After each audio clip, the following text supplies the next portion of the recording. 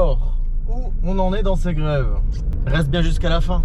Je t'annonce un truc à la fin et c'est hyper important. Où on en est dans cette rébellion contre Uber Eats? Où on en est avec les discussions, avec les syndicats, pardon. Si je dis pas entièrement, ça va pas aller. Où est-ce qu'on en est? On fait le point aujourd'hui. Aujourd'hui, on est dimanche 29 octobre, ça fait plus d'une semaine, ça fait quasiment 2 semaines d'ailleurs que les rémunérations sont en place, ça fait plus d'une semaine que les livreurs sont en grève dans plusieurs villes. Alors les grèves se sont un petit peu atténuées par-ci, mais accentuées par-là, donc c'est un petit peu compliqué de dire où est-ce qu'il y a grève actuellement, sachant que les informations ont du mal à tourner. Malheureusement, il n'y a pas beaucoup de blabla, on va dire ça comme ça, au niveau national. Au niveau national, les infos ont un peu du mal à tourner. Mais en l'occurrence, tout ce que je sais, on m'a dit en commentaire d'ailleurs, et je remercie les gens qui me le disent en commentaire, on m'a dit en commentaire qu'il y avait eu une grève à Meaux. À Meaux, je ne sais pas trop où c'est, Meaux. Mais il y a eu une grève à Meaux en tout cas. Donc plutôt intéressant à savoir.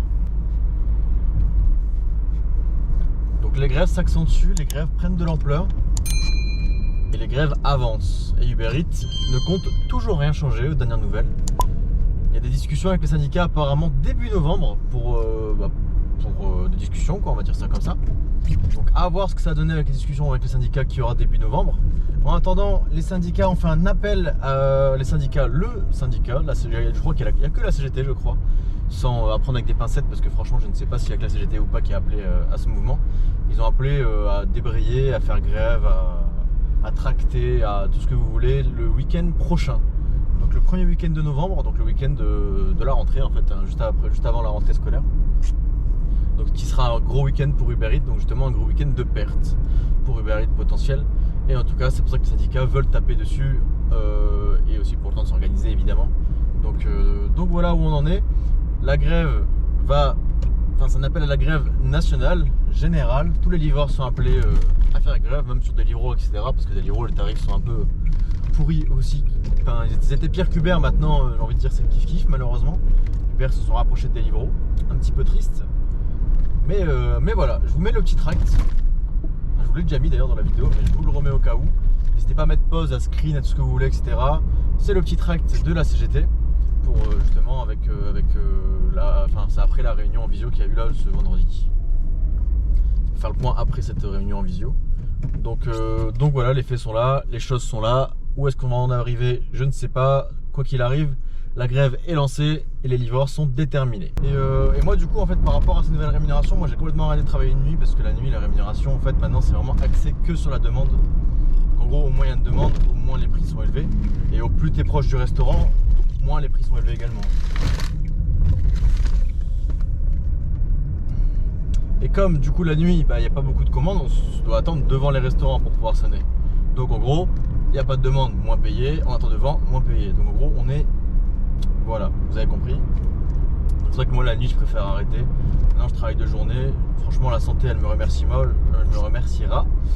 J'ai plus trop envie de me casser la santé, de me niquer la santé pour Uber.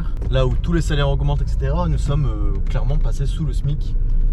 Bon, en tout cas, on va pas tarder à le passer dans tous les cas parce que maintenant, en fait, on dirait que le taux horaire minimum de 11,75 € est devenu aussi le taux horaire maximum que veut Uber Eats.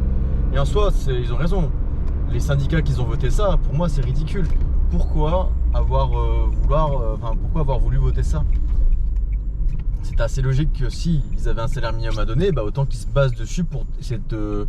Genre que ce soit pareil, genre que ce sera salaire minimum, salaire maximum. Ça vaut plus le coup pour eux. La preuve, moi je pense que s'il n'y avait pas eu ce taux horaire, on n'en serait pas là. Donc franchement c'est un petit peu dommage, pour moi c'est ce taux horaire qui est en cause. Et là maintenant c'est beaucoup plus dur pour trouver des tactiques de contournement pour essayer de gagner un peu plus, machin. En étant plus loin du restaurant, donc en gros en étant moins efficace, mais on gagne plus. Enfin, voilà, c'est assez... Le nouveau système incite à être moins efficace, c'est un petit peu bizarre. C'est déjà avec le taux horaire minimum, si on veut en profiter, il faut prendre tout son temps, déjà, donc c'est assez con.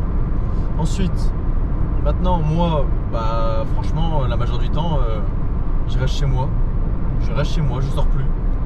Avant l'heure d'aller à Lille, avant 22 h, je ne sors plus de chez moi, ça sert à rien. Je ne vais pas attendre dehors dans ma voiture, du coup je rentre chez moi. Du coup quand j'ai une commande, je dois me préparer pour ressortir, etc. Du coup je perds du temps. Du coup voilà, après je dois aller jusqu'au restaurant. Du coup je perds du temps, mais je suis mieux payé. je suis mieux payé à faire ça. Donc c'est plus intéressant de faire ça. Vaut mieux se mettre plus loin que les restaurants pour sonner. Donc en gros, quand tu travailles à Lille, t'es moins payé aussi. Et quand tu travailles dans les zones reculées où il n'y a pas de demande, et que du coup tu dois te mettre devant le restaurant pour sonner, pareil. Donc après, peut-être que le système va justement évoluer. Parce que Uber dit qu'ils vont pas revenir en arrière. Franchement, je doute fortement qu'ils reviendront en arrière. Pour moi, ils reviendront pas en arrière. Mais peut-être qu'ils vont l'évoluer et que ça va devenir intéressant. Parce qu'en soi, les nouveaux facteurs pris en compte sont intéressants. C'est juste eux et leur calcul qui est très mauvais. Et vu que c'est nouveau, moi j'ai envie d'espérer que justement ça va s'améliorer. Donc on verra, en tout cas des actions de prévues, il y a des négociations de prévues avec Uber début novembre. Donc là moi je vais m'enseigner encore pour savoir s'il y a des grèves à droite à gauche. N'hésitez pas à me dire dans les commentaires si vous avez appris des choses. S'il y a grève ici, s'il y a grève là-bas, s'il y a des grèves de prévues, s'il y a déjà eu des grèves, si vous avez des photos et vidéos, envoyez-les moi, c'est avec plaisir. Si vous avez quoi que ce soit à envoyer, envoyez-moi. Si vous avez des informations, des questions, vous pouvez me l'envoyer sur mon Insta, sur mon mail que je vous ai mis en bio et qui serait pour l'occasion. Donc il ne faut pas hésiter. On se tient au courant de toute façon très vite. Dès qu'il y a des nouvelles informations, dans la semaine on verra si j'ai des nouvelles grèves qui s'explosent, etc. Parce que c'est vrai, je ne l'ai pas dit. Demain normalement, lundi, en tout cas de ce que j'ai su et après bon, à prendre avec des pincettes parce que Uber il aime bien faire. Demain, la nouvelle tarification s'applique partout en France. Partout, cette nouvelle tarification s'appliquera. Donc, au moins, tout le monde va voir le vrai visage de cette tarification pour justement voir ça et peut-être que les grèves justement vont exploser. On verra bien. Bon voilà, on va assister là pour cette petite vidéo news du coup, concrètement. J'espère que cette vidéo vous a plu. N'hésitez pas à lâcher un pouce en l'air, à vous abonner, c'est hyper important et nous on se dit à très bientôt. Ciao.